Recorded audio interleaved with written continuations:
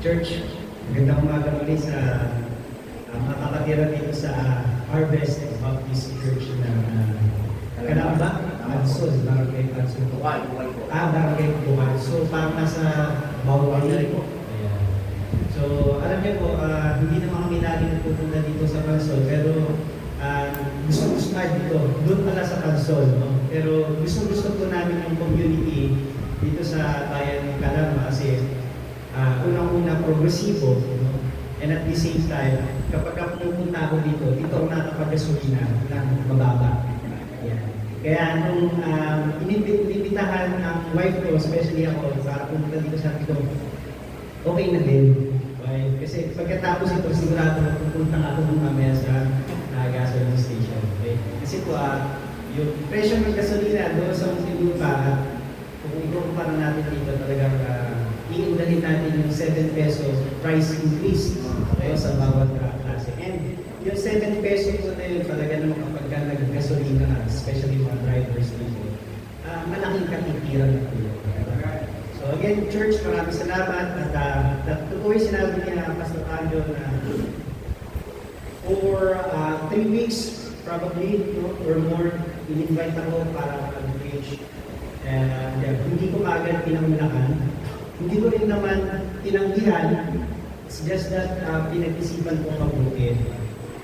Sabi ko kasi, nahihirapan akong tanggihan kasi isip ko, paano ako naman ang tanggihan ng ating Panginoon. Nahihirapan din naman akong tanggapin agad kasi alam ko na hindi naman din ako karapat-dapat. So, when it comes to karapat-dapat kasi, ano ba ang background ko? No? So, nung graduate ako ng college, ako ay nagtapos ng course of nursing in 2009. And then, hindi din ako makapagtrabaho agad bilang nurse despite nag-volunteer ako sa isang ambulance. Kasi at that time, talaga napakarami ng mga nurses na itinutulong ng bansa, 100,000, 150,000, at nakakapasa ng boarding exam. So, ibig sabihin, noong 2009 talagang kung graduate ka naman ng registered nurse, pagka pumunta ka sa hospital at nag-apply, ikaw ay volunteer na. So dahil sa kahirapan ng buhay, ako po ay nagtrabaho sa isang artista. Kung kilala nyo si Mateo Vicentelli, asawa ni Sara. Oo, kasama yun. Nakakalaman ko po sa kanyang tayo namin eh. Magsisimula pa lang bilang mag-artista pero na nasa bawal nila. So for 1 month, ako po ay anino ni Mateo Vicentelli. Tawag ay PA. So sabi ko, parang ayaw na yung ganitong klase ng trabaho kasi lagi ko tinitignan yung people yung tinapos ko sa buhay. Ako yung registered nurse. So andun yung pride sa aking pagkatao, sa aking sarili. Tapos, nagkaroon ako ng opportunity, sabi ko yun, apply ako sa McDonald's. No? So natanggap ako doon bilang manager trainee and then na-promote na assistant manager. Tapos naging second assistant manager. So sa katagalan ko naman sa McDonald's, so 1 year na rin may sabi ko, yung na ganito na sinatrabaho kasi lagi akong pinapagalitan ng manager na mas mataas pa sa akin. So every now and then na rin pagkakamalihan ko, every now and then na meron yung customer complaints, sino ang sasalo? Yung manager on field, yung manager on duty. So ako yun. So sabi ko, ayaw ito, hindi ito yung klase ng trabaho na gusto ko. Yan. Tapos, one day, meron bagong police na nag-drive through. So sabi ko ganyan, ganda naman malamig ng taong ito. No? So, sana all police. Yan, di ba? So, ngayon, ito ako din ko inisip ng mga police. No? Nung sumunod ng mga buwan, meron kapag-anahan na pumunta sa amin, galing siya sa Rizal. Ang sabi ng kita ko nito, yung tita ninyo, yung kapatid niya, ay naghahanap ng mga pamangkin na gusto na ipasok sa gobyerno. So at that time, sabi ko, ako na lang, kasi ayoko na magtrabaho bilang manager sa McDo. Tapos sabi ko, ano na trabaho yan? O yung kita mo kasi, tatrabaho ko sa Bigulan, bagong diwa. O baka gusto mo mag-police. Sabi ko, ayoko na mag-police kasi wala naman background dyan. Now, nung nakausap ko na yung tita ko na yun, pinakilala niya ako, and then pinakilala niya ako doon sa mga kapatid niya na nagtatrabaho sa Bigulan. Sabi niya, gusto mo ba na mag-police? Sabi ko, ayaw tita, pero gusto ko yung trabaho, malaki ang sahod. Yan. So, naikopera ko yung sahod ng manager at the time, 13,000. Yung sahod naman ng police, during that time, way back 2010, ay 15,000 plus 10,000 allowances, so 25,000. So, dinrap ko yung pagkakataon ng maging pulis hanggang sa nakapasok na ako. Ngayon po sa biyaya ng Panginoon, kung kayo po ay nag-celebrate last October ng 13 years, ako naman po ay nag-celebrate ng 13 years ko sa PNP service last November. Amen. So, kung tignan ninyo, no, yung background ko talaga ay hindi para mag-preach, no? Hindi para magpastor. Pero again, hindi ko siya tinanggihan. No? Kasi sabi ko, ayaw dumating yung panahon ng Panginoon ay tatanggihan niya ako. Kasi habang nabubuhay tayo sa mundo ito, punong-puno tayo ng pangangailangan. At yung lahat ng pangangailangan na yun, sino ang tumutubog? Ang Panginoon natin. Kumbaga parang ganito yan, no? Yung nanay, no? Hindi niya magawang tanggihan yung pangangailangan ng anak. Yung tatay, hindi niya magawang tanggihan yung pangangailangan ng anak. But in fact, no, yung pangangailangan talaga na yun, talaga namang probably hindi ka magsusurvive sa buhay kung hindi may bibigay. So kaya sabi ko, Lord, ayaw yung tanggihan ka. Kaya po nandito tayo ngayon sa Marapas. Kaya church, so ito na yung maging testimony ko. I encourage everyone na tayo po ay tumayo and basahin natin ang salita ng Panginoon sa Book of Exodus, chapter 4. So simula sa verse 1 hanggang sa verse 13. So sa verse 1 po ako ay babasa, sa verse 2 kayo naman po ang susunod. Hanggang sa marating natin ng verse 13, sabayan natin itong basahin. Okay? So kung kayo po ay nandiyan na, say amen. Amen. Amen. Book of Exodus, chapter 4, verse 1. Ako po muna. And Moses answered and said, But behold, they will not believe me, nor hearken unto my voice, for they will say, The Lord hath not appeared unto thee. And the Lord said unto him, What is that in thine hand? And he said, A rod. And he said, Cast it on the ground, and he has cast it on the ground, and it became a serpent, and Moses fled from before it. And the Lord said unto Moses, Put forth thine hand, and take it by the ear.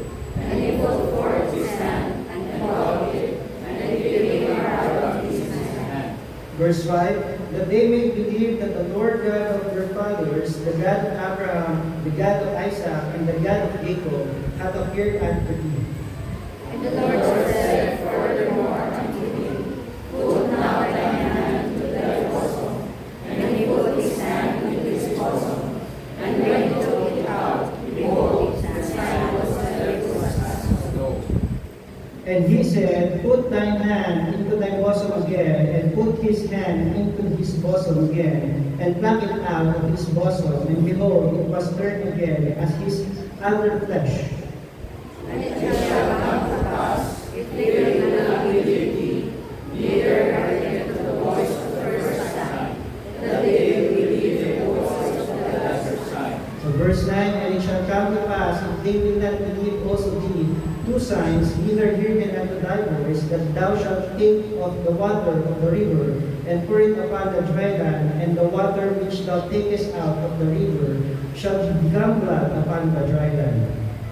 And Moses said unto the Lord, O my Lord, I am not eloquent, neither heretofore, nor speak so spoken as the tribe, but I am slow of speech, and also of tongue.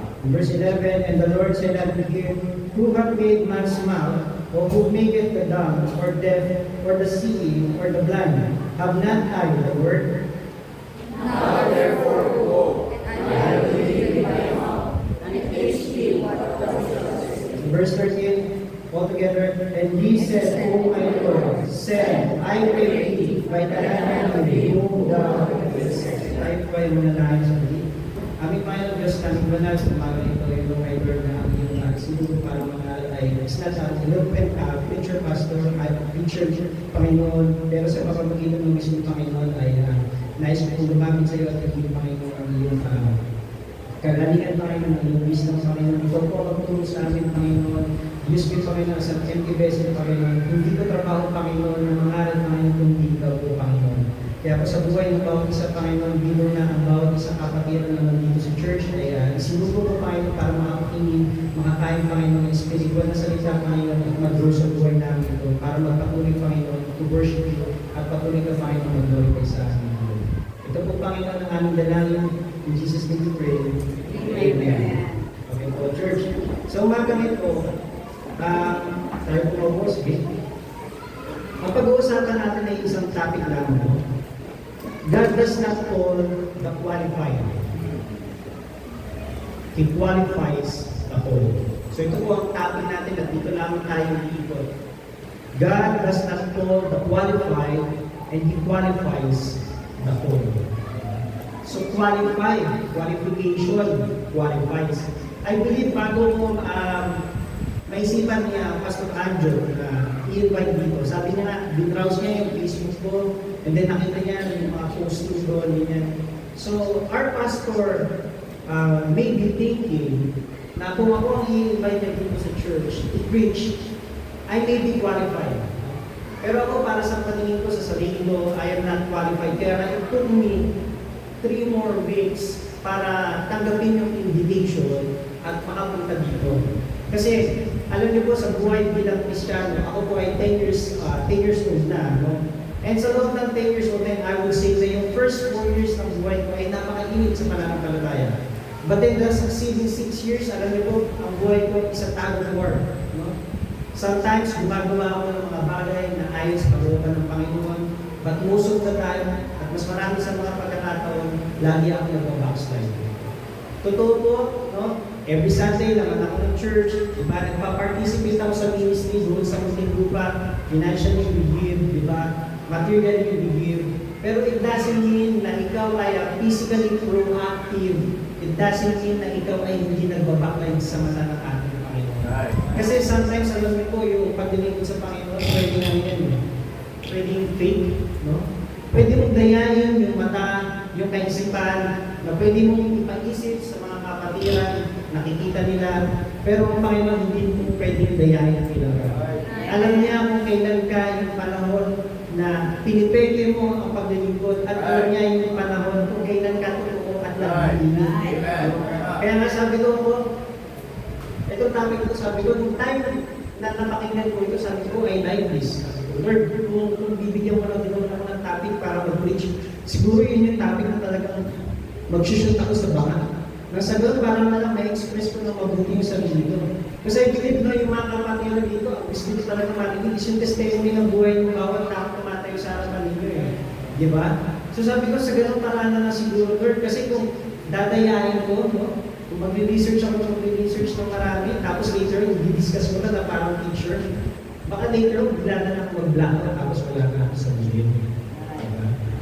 So God does not call the qualified, He qualifies the whole. Sa isang trabaho na yung pinapagawa sa atin, bilang tao at nangunguhay tayo dito sa mundo ito, meron tayong qualifications ng tao na lalo tinitignan. Diba? Halimbawa na rin, kapag natayo ng building na ito ng church natin dito sa Harvest. Ang pinili ng pastor natin dito, syempre kilala niya dapat yung mga construction worker, yung foreman, diba? Yung mga skill niya, yung mga laborer. Kasi kung hindi niya kilala yung mga gagawa ng church na to, likely, at hindi maganda ang pagkakagawa ng church, anytime soon, pwede ito bumagsak, lalo na ang pagkaluwi. So tayo yung papahamak. So pinipili yung mabuti, yung mga taong gaganap sa isang gawain. And we always see to it na laging mag-fit yung katangian, yung training ng tao para i-perform niya ang isang gawain. Diba? Pwede mo malaman yung mga kapatiran natin dito, anong mga trabaho na meron kayo. Artista lahat kasi dito eh. Ay, artista. So meron yung marunong sumayaw, no? Kumanta, ganyan, at mag-endorse ng mga prata. Okay, so maganda yan, no? So kung may nagtatrabaho po dito sa mga opisina, ganyan, no? I believe hindi kayo i-hire ng HR. Ito, manager. Kung hindi po kayo qualified, hindi ba? Hindi kayo i-hire sa isang magandang position to give you a better pay kung hindi pasok sa kakayahan ko. Pero ang Panginoon, iba. Right. Ang sabi dito, it qualifies the whole. Ibig sabihin, marami na siyang tinawag, tapos ang dinami-dami ng taong tinawag niya, ito qualified na. Okay? So ibig sabihin nun, no? Sa dami-dami ng tinawag ng Panginoon, kapag meron na siyang napili, isa, God will not stop from choosing. Mamimili pa siya ng panibago, isa na naman. At pipili pa siya ng isa na naman. So, ibig sabihin, God is giving us more opportunity. No? Namimili siya ng mas maraming kapatiran para magawang makibahagi sa gawain ng church. Kaya nga po tayo, continuous ang saturation natin sa labas. Continuous ang pag-door namin natin para magbahagi ng salita. Kasi ginagamit kayo ng Panginoon para ang Panginoon makapili pa siya ng additional people na may dapat maliligtas sa church. And that's how God qualifies the whole. Diba? Tapos kasi ang nangyayari kapag tayo, no, napili na tayo sa isang gawain, we start growing. Doon na lang tayo. Kasi match ko na eh. Parang ganito. A simple demonstration, kapatid.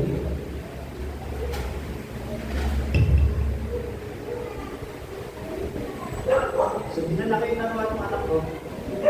Dinanak ko ako. Sabi na asawa ko niya. Dati ano yung gagawin ko dyan? Sabi ko, mami, yung na ako makita. Alam mo yung gagawin ko.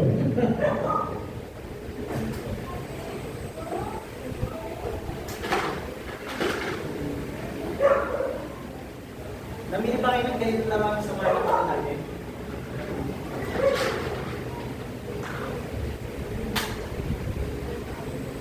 Ganito po kasi ang qualifications ng tao sa mundo.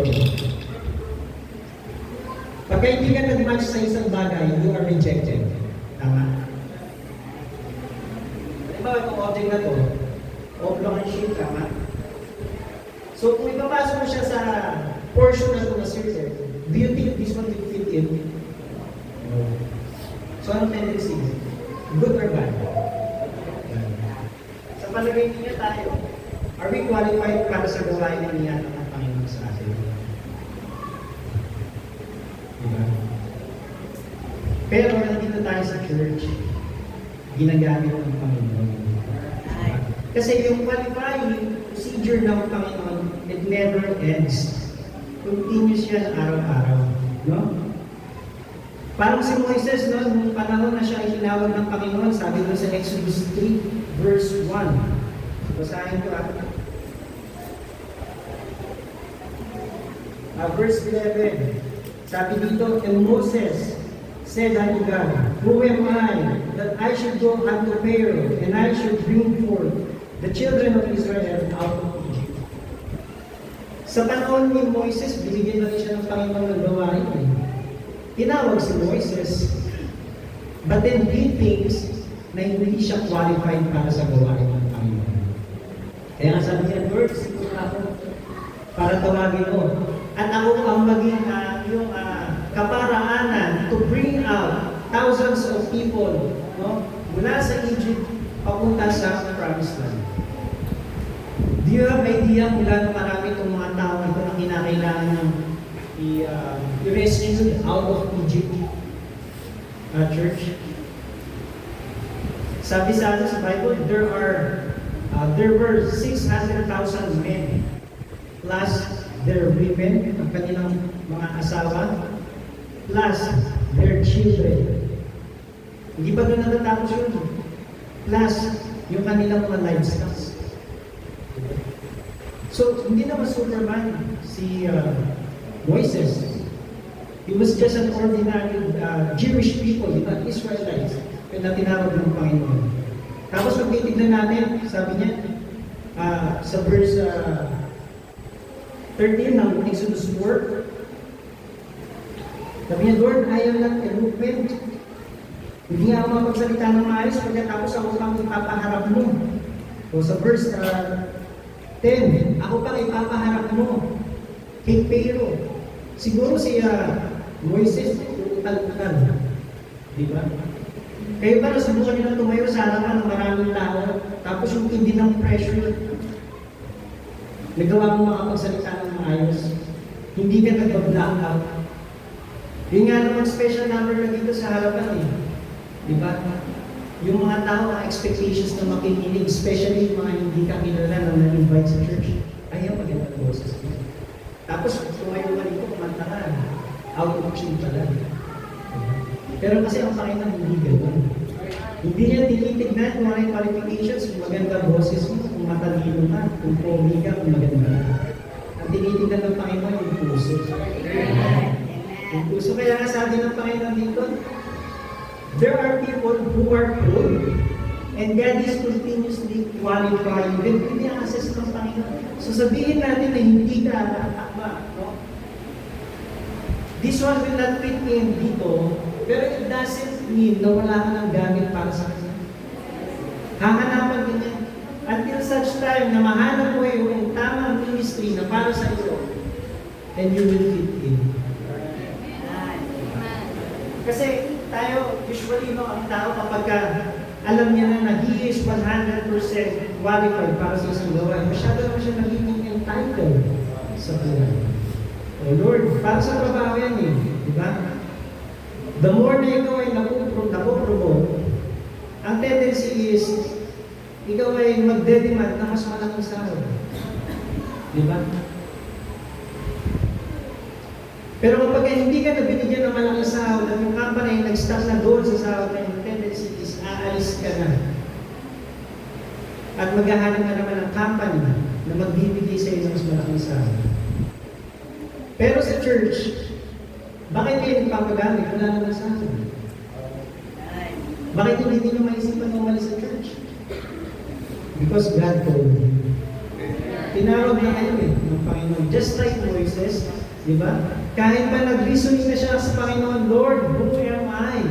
Parang iharap mo sa harapan ni Pero, di ba? Alam mo naman na ako ay pinaghahanap ng mga Pero soldiers, di ba? At nais na namin patayin. And now you want me to stand before you para sabihin sa kanya na these thousands of people, you want me to rescue them out of Egypt to the promised land. Di ba? So, ang Panginoon, no? Sabi nga doon sa term na qualifies, no? Ang ibig sabihin ng qualifies is to fit by training, no? Pero, kahit hindi ka fit sa isang training, no? Hindi ibig sabihin na wala ka ng use. Diba? Kasi, yung ability mo, hindi lang isang ability ang binigay sa isang Panginoon, but it's more than that, no? We are created in God's likeness, diba? If we see God as the omnipotent God, we have also the ability just like our God. It's just that, no? Meron tayong limitasyon. But, diba? Kung hahayaan natin na ang ating Panginoon ang siyang magtugon sa ating mga kakulangan, sa ating mga kahinaan, diba? Mag-grow tayo. Magpatuloy tayo, no?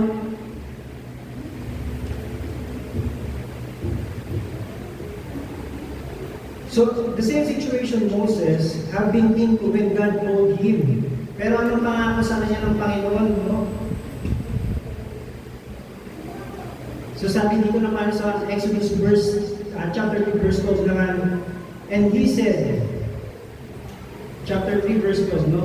And he said, certainly, sabi ng Panginoon kay Moses, I will be with thee, and this shall be a token unto thee that I have sent thee. When thou hast brought forth the people out of Egypt, ye shall serve God upon this mountain. Alam niyo po, whenever na tayo gumaganap sa gawain ng Panginoon, we are not alone. Hindi ka mag-isa. Gagamit at gagamit ng Panginoon, ng mga tao, sa paligid natin, para tayo po ay tulungan. Ang kailangan niya lang, vessel. Daluyan ng pagpapala. At tayo tulungan. Nakita ko dito, nakalagay dito sa monitor natin, building faith, building family, and friends. Alam niyo po yung pagtatayo ng church dito sa lugar na Bukal? Sabi ni Pastor Robert Pulis, nagtatrabaho siya dito bilang pastor. Hindi madali yan. Building faith. Yung po mga naging magulang dito, kayo po ba, nang sinimulan ninyo ang pamilya ninyo, naging madali para sa inyo? Ang pag-raise up sa mga bata, laging po yan. Pagka may sakit, laging bukas ang bulsa. Pagka may sakit, laging nasa hospital. Yung mga estudyante, kapag may exam, laging po yan. Kasi kailangan mag-review. Diba? And once you fail, especially yung mga young people dito na mag-take up ng board exam, kailangan to take it seriously yung pag-aaral. Bakit? Kasi ayaw mo yung yung marinig ka, no? Sa mga tao, sa paligid mo. Diba? Na once you fail the board, yun ang iba eh. Para lang maitago, hindi na lang ipapaalam na mag-take siya ng board exam. Para kapag bumagsak siya, wala siyang marinig with any negative comment. O yung iba naman, ang ginagawa, isang linggo, isang buwan na hindi lalabas ng bahay. But God promised Moses, sabi ng Panginoon, certainly, I will be with you. Kaya nga yung building faith, hindi siya ganun kadali, napakahirap. For 10 years, in the making, no? Ako sa buhay pananampalataya, ang dalas ng backfall ko. Lalo na when it comes to giving. Giving ng pera.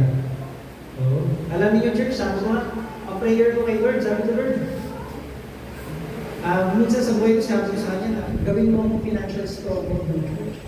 Pero hindi pa lang natali yun. Alam niyo, ibig sabihin na pagka ikaw isang financial struggle, lahat ng pera, bigay. Up to the point na kinakailangan ay lahat na isagarin mo yung bank account, di ba? Kung ano man meron ng savings yan, ibigay mo para mas. Pero ako never pa ako dumarating sa punto na gano'n. Pero sa ibang mga churches na napuntahan ko, meron ibang mga kapatiran na even yung property nila, binenta nila para ibigay ko sa church. At makapagpatayo ng panibagong church building para sa comfort ng bawat church members. Kayo po ba dumating po ba sa punto na naisip nyo rin yun? Kaya nyo ba yun? Ibigay ninyo yung lahat-lahat ng meron kayo. Tapos ito compromise mo naman yung pangangailangan ng pamilya mo. Diba? Subukan nyo na yan. O kaya naman, halimbawa meron yung sasakyan, tapos involved sa traffic or sa kailangan ng church ng service 1 week para sa isang, let's say, fellowship na aatinan sa ibang lugar. Tapos 1 week na hindi biyahe yung sasakyan mo, so 1 week lang walang kita. Pero yun na yung pangangailangan o yun na yung pinagkukuhanan ng pamilya mo. Ibibigay mo ba, ipapagamit mo yung sasakyan mo para sa church? Diba? Mostly kasi ng mga, natin, no? Mga kapatiran, nagpapagamit sila physically, pero when it comes to giving na, hindi natin may dinay sa buhay natin. Kasi kahit kung hindi ko kaya mag-delay sa buhay. Kami mag-asawa, lagi namin na pag-uusapan yan. Lagi namin na pagtatalan namin. Dumating pa sa punto na, kapag ka malaki na yung pumapasok, yan ang lagi natin na prayer sa buhay. Lord, bigyan mo naman ako ng ganito Pagka naibigay na kahit 10% ng tithes, wala pa sa 10%, 1% lang, never pa naibigay, never pa na-reach. Pero masarap tumanggap. Tama? Masarap tumanggap ng pera. Lalo na December. Diba? Kaya yung mga professional dito, magtagal na kayo. Maraming pumapasa sa inyo. Diba? Gawain ko rin yan eh. Magtago. Kasi pagdating sa giving again, ang hirap para sa part ko. Diba? Pero again, kaya tinawag na ng Panginoon. At ang sabi ng Panginoon, certainly I will be with you. Lahat ng pangangailangan ninyo, ibibigay ng Panginoon. Isa lang din ibig sabihin nun, despite tinawag na kayo, kung tinignan ninyo ano yung qualifications, hindi pa rin talaga kayo qualified. Hindi ninyo magawa maging qualified sa pagbibigay. Di ba? Pero nagpapagamit kayo. Pero hindi kayo qualified. Kasi yan ang specialty ng Panginoon natin. Di ba? He does not told qualified. Kasi kung qualified na din ang pag-uusapan, out of trillion people sa mundong ito, wala kahit isa ang maging qualified. Pero meron akong kilalang isa. Si Jesus. Tama ba? Kaya sa madaling sabi, ang ministry ng Panginoon, hindi yan magpapatuloy, yung building of faith, hindi magiging posible kung isa lang ang gagawa.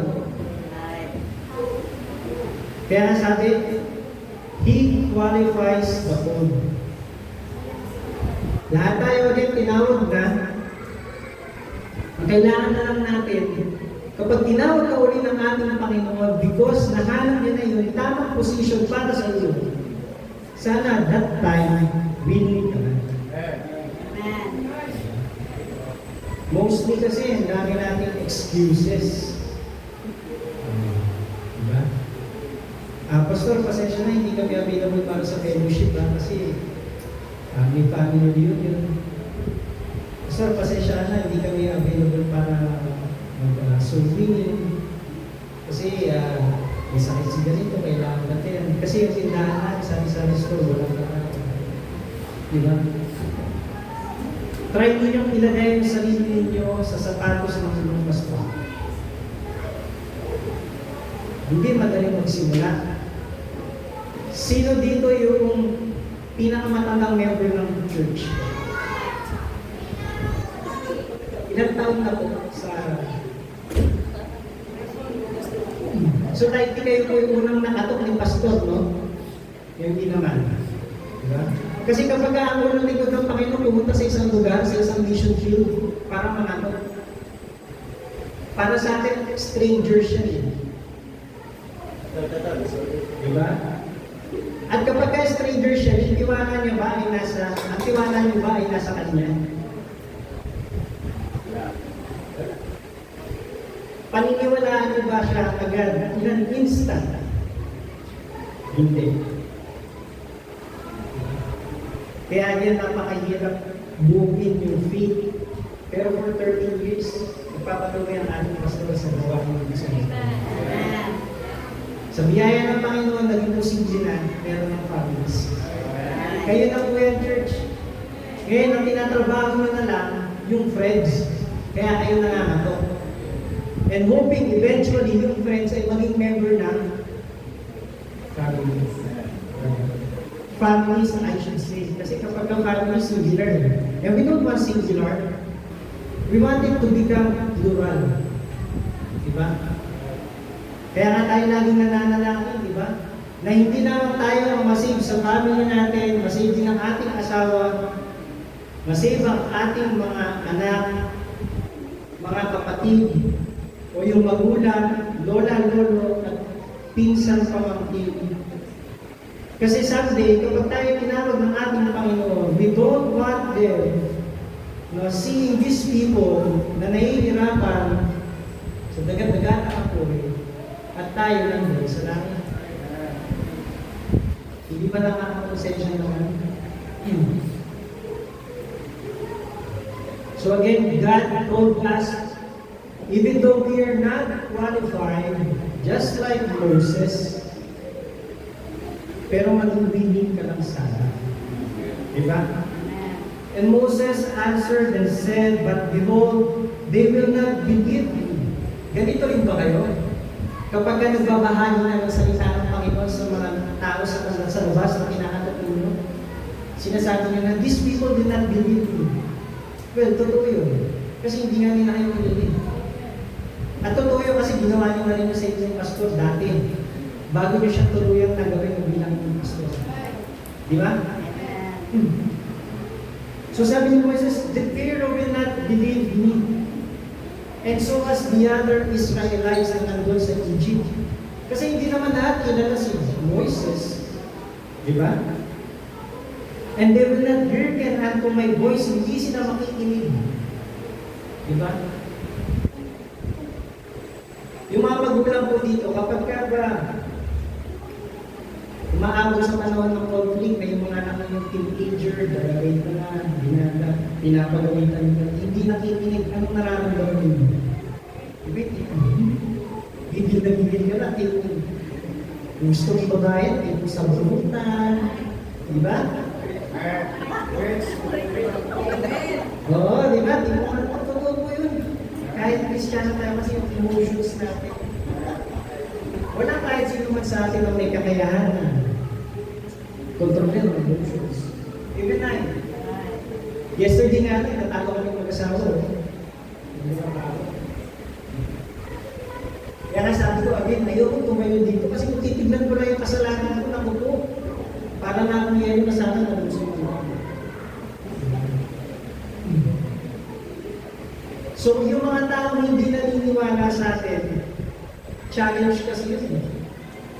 Tsaka hindi yung obligations, no? Na papaniwalaan sila. But your obligation is to teach the nations.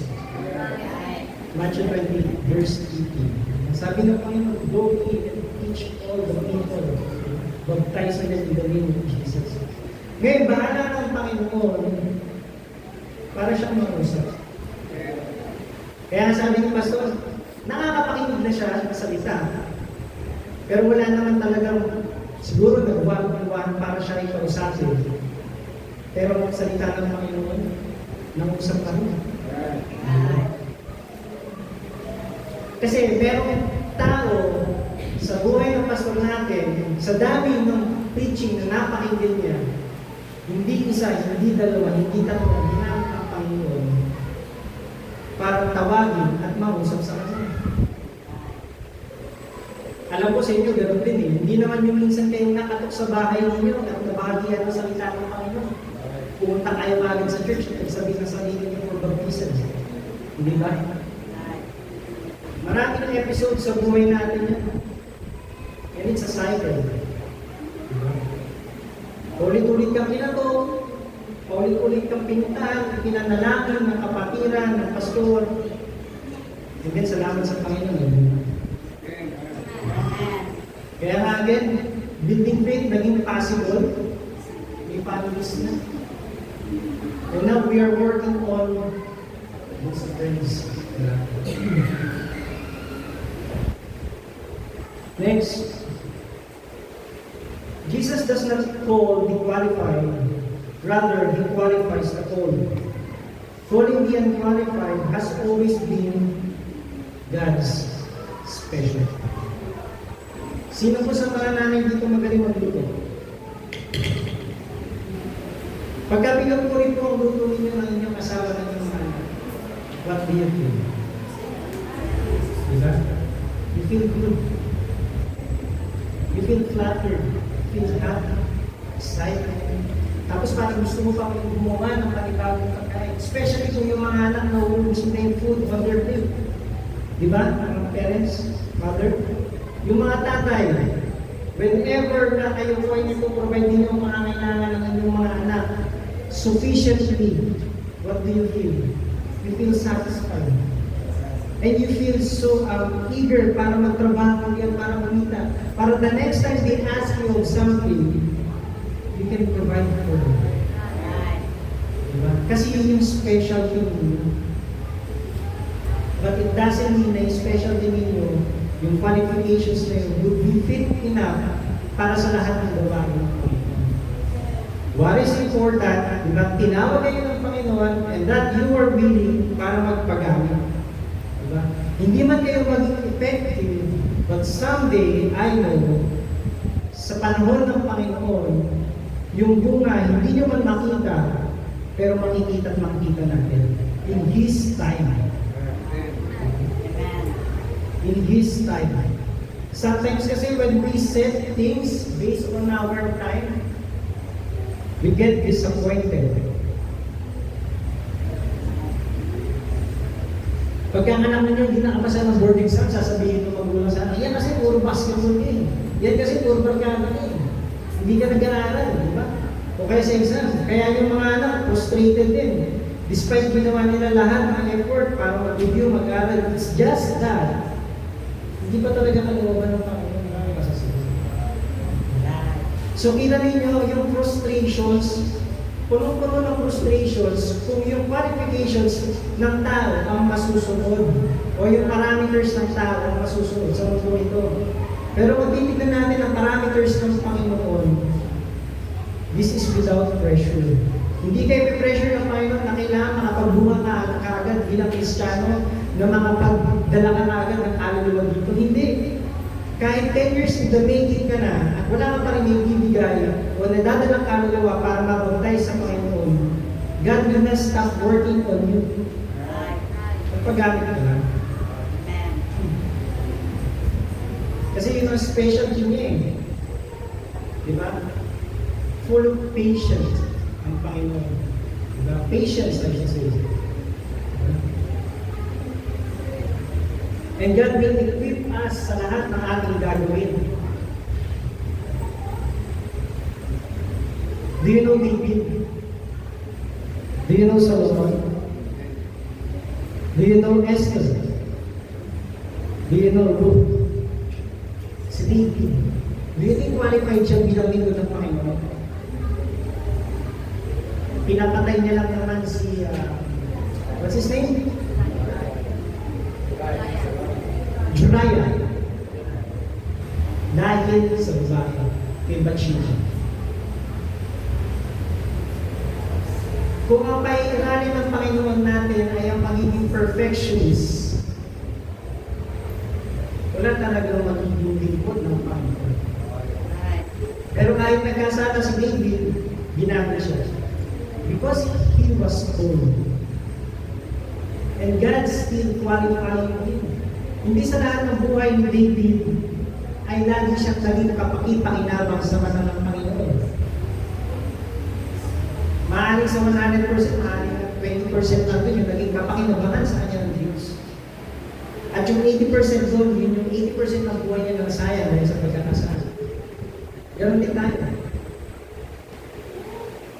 Sa tingin ba ay pumunta sa church para magpagamit? 100% lang tayo kagamit-gamit at church. But you are called. Tinawag ka ng Panginoon. But you are not qualified. Si Solomon, matalinong tao, daming kasama. Yaman. Anong fallback niya dahil sa dami ng asawa niya? Idolatry. Sumamba na rin siya sa other gods. Kasi where your heart is, there is your treasure. Siya, sa Solomon, ang puso niya, nasa mga babae. Kaya ngayon din ang naging fallback niya. Diba? Binorship niya ang ibang Panginoon other than this living God. But God told him.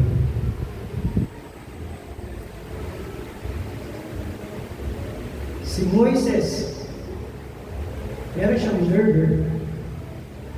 Tapos meron pa isang talagang kagalit-galit na ginawa niya para sa Panginoon. Sabi ng Panginoon sa kanya, yung tubig, sabihin mo dyan, ay bato, sabihin mo dyan, maglabas ka ng tubig. Diba? Magkaroon ng bungal sa bato na yan. Pero dahil sa kanyang disobedience sa Panginoon, he has stricken that stone twice. Ano sabi ng Panginoon sa kanya? Hindi ka makakasarap. Hindi mo na may gagay ng mga Jewish people towards Israel, towards the promised land.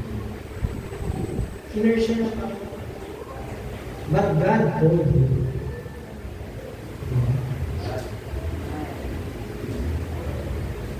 So church, ang encouragement ko na lang po, sa 2 Corinthians 12, verse 9 to 13, bukas po natin. No?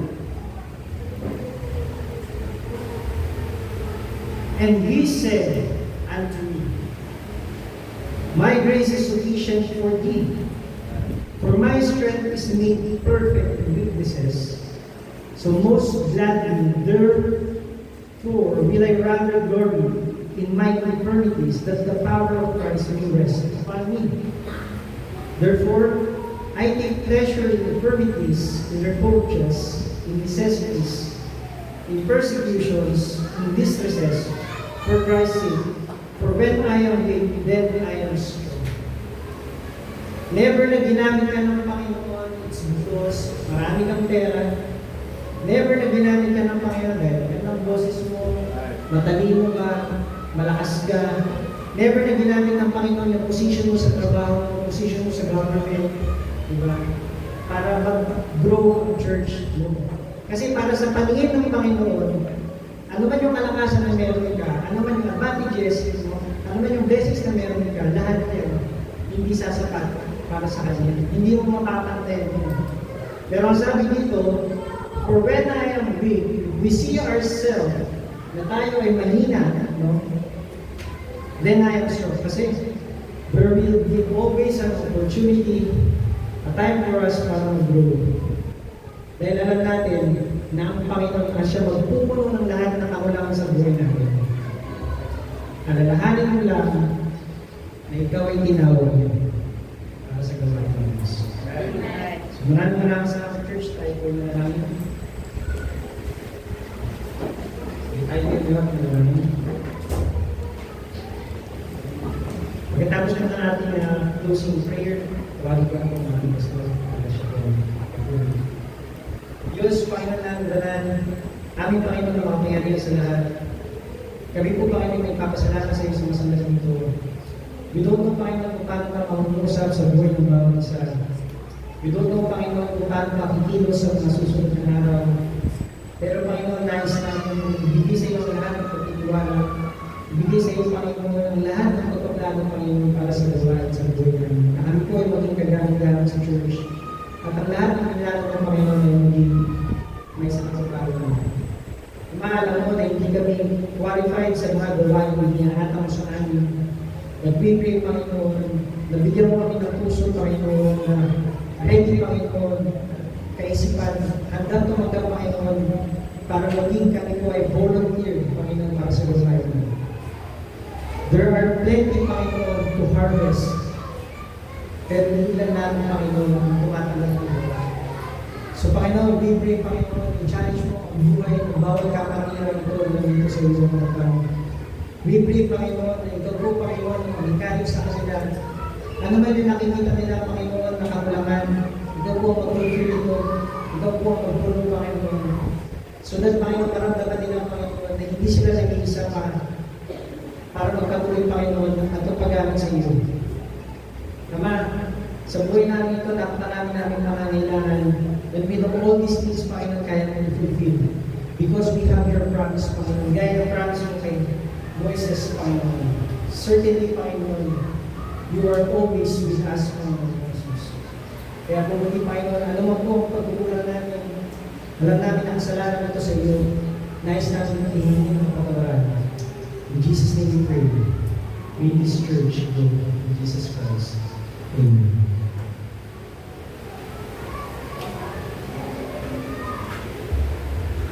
Ang ating ulo, tulong, mga kasama ay nabigay. Napakinggan natin ang mensahe ngayong umaga. Tunay nga, ito ay napakagandang paalala sa bawat isang sa atin. Kung tingin mo, hindi ka karapat-dapat, nagkakamali ka. Nais ng Diyos, gamitin ka. Katulad ni Moses, hindi siya karapat-dapat. Ang tingin niya sa sarili niya, walang pinag-aralan. Mahinang magsalita, butal-butal. Pero pinakita ng Diyos sa kanya. Sabi ng Diyos kay Moses, ano ang nasa iyong kamay? Sabi ni Moses, isang tungkol. Ordinaryo, mamalo, isang gawa sa kahoy. Pero sabi ng Diyos, ihagis mo. Sumunod si Moses at naging ahas. Alam niyo, minsan, hindi tayo ginagamit ng Diyos hanggat hindi tayo marunong sumunod sa Kanya. Hindi ka gagamitin ng Panginoon hanggat hindi mo nakikita kung saan ka pwedeng gamitin ng Panginoon. Huwag mong sabihin, ito lang ako, mali lang meron ako, hindi katulad ng iba. Pero minsan, if you will try to surrender it to the Lord, then gagawin ng Diyos ng isang extraordinary ang buhay mo. Kung saan ka mag-fit, kung saan ka mag-fit. That's why this morning, habang ating pinagbubulay-bulay ang salita ng Panginoon na ating napakinggan, bakit hindi mo ipanalangin ngayong umaga? Panginoon, Hindi ko alam saan mo gagamitin. Pero ako'y susunod. Magtitiwala at ako'y gamitin mo. Kung yan ang panalangin mo ngayong umaga, bakit hindi ka lumapit? Manalangin sa Diyos at hingi ng tulong sa Kanya kung saan ka pwede mag-fit sa gawain ng Panginoon. Maraming magagaling, maraming matatalino. Kaya nga totoo, sabi ng Biblia, sabi ng Panginoong Diyos, ginagamit ng Diyos yung mga hindi matatalino para ipahiyain yung matatalino. Ginagamit ang mga mahina para pahiyain ang malalakas. Sapagkat upang pakita ng Diyos kung gaano siya makapangyarihan sa buhay ng bawat isa po sa atin. That's why this morning, habang ating mga ulo nakatungo, mga mata nakapigil, marahil kinausap ka ng Panginoon ngayong umaga. Bakit hindi ka lumapit at manalangin sa Panginoon ngayong umaga? Come on! Napaganda ng mensahe. Minsan hindi natin nakikita ang ating sarili kung saan tayo gagamitin ng Diyos. Minsan hindi natin nakikita ang ating mga sarili kung saan tayo paglilingkod ang ating mga buhay.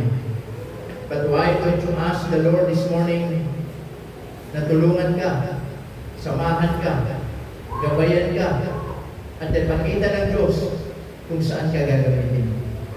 If that is your prayer, don't hesitate to come. Just come, kneel, and pray to the Lord. Amen. Amen. Sige po, meron ka po ba? Dito po sa unahan. Amen. Sige po.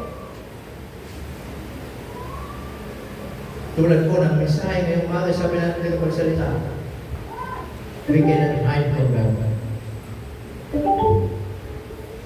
Na minsan, ang Diyos, alam niya kailan natin siya dinadaya. Alam ng Diyos kailan ka makikipagtotohanan. Alam ng Diyos kailan ka lalayo sa Kanya. We cannot hide from God. Lahat tayo hindi karapat-dapat. It is only by His grace. Even Paul, napakarami niyang kasalanan sa Panginoon. Na bago siya naging Paul, siya po ay isang Saul, murderer, persecutor, injurious. At sabi niya, to all among sinners, I am the chief among the sinners, but I obtain mercy. Salamat sa Diyos na tayo ay nakasumpong ng biyaya, nakasumpong ng grasya, nakasumpong ng kahabagan ng Panginoon. At sana yun ang makita natin sa buhay natin. At sa bawat paglilingkod na ginagawa natin sa Panginoon, ay isa pong pagpapakita lamang ng pagpapasalamat sa lahat ng Kanyang biyaya, kabutihan, pagliligtas sa buhay natin. Kahit ibigay man natin ang lahat, hindi natin kaya nang itumbas sa ginawa ni Jesus sa krus ng Kalbaryo. Na dumana ang Kanyang dugo, na bayubay sa krus ng Kalbaryo. Ibinigay ang Kanyang sariling buhay, alang-alang sa atin. Kaya ikaw, kapatid, hanapin mo saan ka gagamitin ang ating Panginoon. Huwag mong hayaan na ikaw ay tatagal sa isang iglesia katulad nito na walang bahaging paglilingkod sa gawain ng Panginoon. Kaya tunay nga, napakarami nating utang sa Diyos na yung buhay mo, yung lakas mo, yung trabaho mo, yung kinikita mo, yung kinakain mo, yung hininga mo, yung lakas mo, pamilya mo, mga anak mo. All of those things belongs to God. Lahat ng mga bagay lang naman na yun Pagkakatiwala lang ng Panginoon sa atin. That's why, hindi ka ba masaya? Na ikaw ay gamitin ng Panginoon.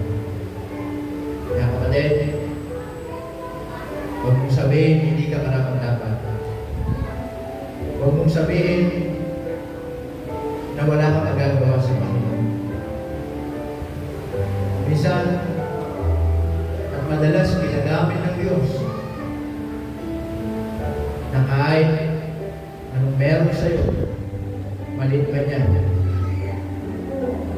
And if you are willing to be used by God, God is able to use you. If you think that you are just an ordinary people, listen to this. Our God is an extraordinary God. And God can make your life from ordinary to extraordinary. Katulad ng Panginoon, tumalo sa isang kasal sa kanan. At yung tubig, ginawa niya isang matamis na inumin. Na isang tubig na walang kulay, tubig na walang lasa. He turned the water into wine. Like us, our life is meaningless. Our life is useless and colorless. But when God saved us, He made our life meaningful. Na binigyan niyang kulay yung buhay natin. Kaya sana, hanapin natin saan tayo mag-fit na makapaglingkod sa Panginoon. Dakilang Diyos, maraming salamat for the message that you shared to us through your servant. And it's through Panginoon na minsan sinasabi namin hindi kami karapat-dapat. At wala namang karapat-dapat. Pero salamat Panginoon. You will always given us a chance, opportunity na makapaglingkod po kami sa inyo. Salamat po sa inyong lingkod na ginamit. Pagpalain kami sa pangalan ni Jesus. Amen and amen. Praise the Lord. We will now take your seat. Amen. Salamat po sa mensahe. At pinagpala ba tayo sa